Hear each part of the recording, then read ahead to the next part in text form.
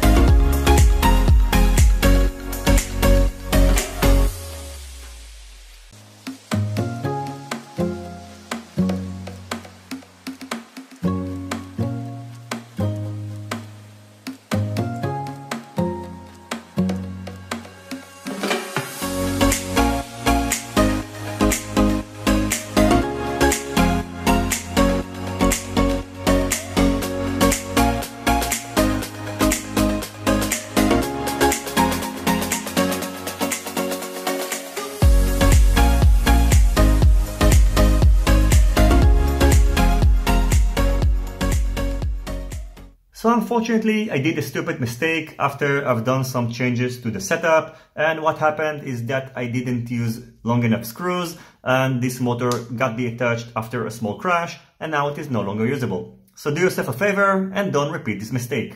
In terms of performance, I can tell you that these are pretty powerful motors. They perform great on 3S. On 2S, I think that the punch wasn't good enough, and I actually planned to try it also on 4S after I added a capacitor, because I also got some noise on the video, so I recommend to use a capacitor, and unfortunately I didn't get to try it, but I am going to replace this motor soon. This is going to be a good reason to try these new BR1108 motors from RacerStar. So I'm going to bench test these motors, and after that I'm going to try them using this quadcopter. Another change that I've done is to move the camera to the front. Even though now it is not safely protected inside the frame, the spacers won't be shown in the video, and in addition the propellers are also out of the pictures, which is pretty nice. Finally, I also tried to extend the VTX range by replacing the Actuna V-Race V2 antenna with the Big Mac Air antenna from KremerFPV, which was recently released, but don't worry, I'm going to post a separate video about it in the next few days. In terms of ease of build, I can tell you that the iFlight SucceX was pretty easy to work with and it made everything very simple.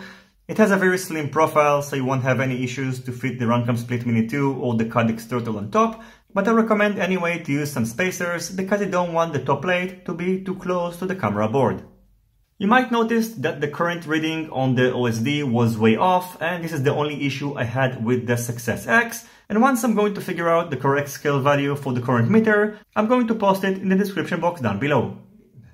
In terms of flight time, with this setup you can expect about 3.5 minutes using a 550 mAh LiPo battery and about 3 minutes using a 450 mAh LiPo battery, of course if you don't push the throttle too much. And I think that these two batteries are the best batteries for this setup. I was also curious to try the 4S version as I mentioned before, but unfortunately it just didn't happen. Finally, last thing that I would like to mention before wrapping up this video is that this new battery Velcro strap from Tomoquads is just excellent. It is pretty cheap and costs only $1.50. It is included with a microframe kit, but I recommend to add another one or two because in conjunction with this battery anti-skid sticker, it works great and it is going to make sure that the battery is going to be kept in its position. As always, I thank you for watching my video. I hope you enjoyed it and you find it useful. If you have any questions about the Banzai or about any parts that I used in this build video, feel free to ask it in the comment section down below. Don't forget to leave a thumbs up if you like this video and consider subscribing to my channel and hitting the notification bell if you're not already subscribed. See you in my next videos and goodbye.